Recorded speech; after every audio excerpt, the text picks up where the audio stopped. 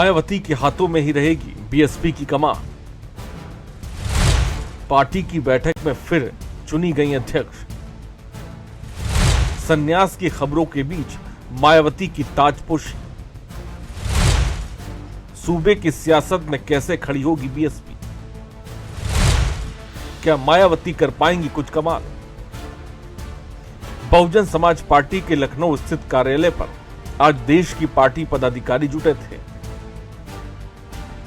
मौका था पार्टी के राष्ट्रीय अध्यक्ष का चुनाव।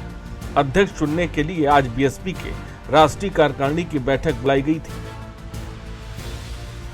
बैठक के बाद मायावती को पार्टी का फिर से राष्ट्रीय अध्यक्ष घोषित किया।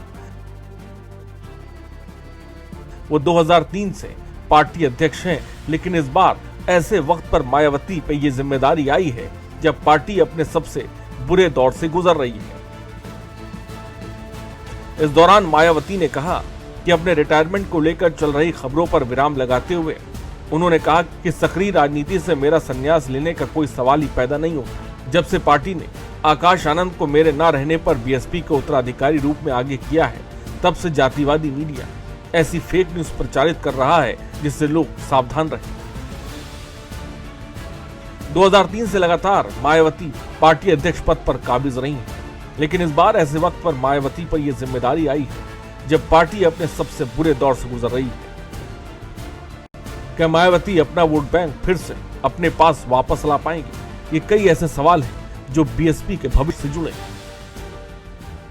सुप्रीमो मायावती आज अपने प्रदेश कार्यालय पर राष्ट्रीय कार्यकारिणी बैठक किया, जिसमें ये तय हुआ है कि किस तरह से आने वाले समय में चुनाव की रणनीति रहेगी और बीएसपी का कमान मायावती के ही हाथ में रहेगा। बैठक में मायावती को फिर से अध्यक्ष चुना गया है, यानी कि मायावती के हाथ में कमान रहेगा, लेकिन आकाश आनंद का दायरा बढ़ाया गया है। उनकी जिम्मेदारी कहीं ना कहीं आज जो है बढ़ा दी गई है।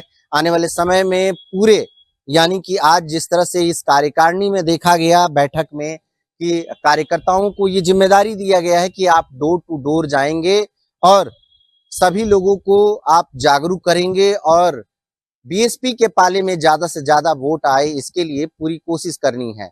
ऐसे में आकाश आनंद का दायरा भी बढ़ा दिया गया है, उनकी जिम्मेदारी बढ़ा दी गई है। और इस बीच इससे पहले अफवाह भी उड़ाया गया था कहीं ना कहीं कि मायावती अब संन्यास ले लेंगी और आकाश आनंद को पूरी जिम्मेदारी दे दी जाएगी, लेकिन आज इस बैठक के बाद पूरी तरह से साफ हो गया है। अब देखने वाली बात यह रहेगी कि मायावती 2027 में कैसे कमाल कर पाएंगी, कैसे स्टैंड कर पाएंगी। जो चुनाव की जो प्रक्रिया है, जो चुनाव की जो रणनीति है, काफी चैलेंज उनके लिए रहेगा, क्योंकि देखा जा रहा है कि उत्तर प्रदेश में जो चुनाव एक तरह से 2027 का साफ तौर से देखा जा रहा है, सपा और भाजपा के बीच में ये चुनाव देखा जा रहा है। लेकिन ऐसे में अब मायावती इसमें अब उतर रही हैं, यानी कि राजनीति करियर में फिर से वो अपने आप को संजोगने के लिए पूरी जमीनी स्तर से उनकी तैयारी देखने के लिए मिल रहा है और इसी को लेकर आज अपने दायरा और पद को बढ़ाने के लिए पूरी जोरों से तैयारी कर रही हैं। लखनऊ से कैमरा पर्सन सौरभ के साथ राजन सिंह, जेएमडी न्यूज के लिए।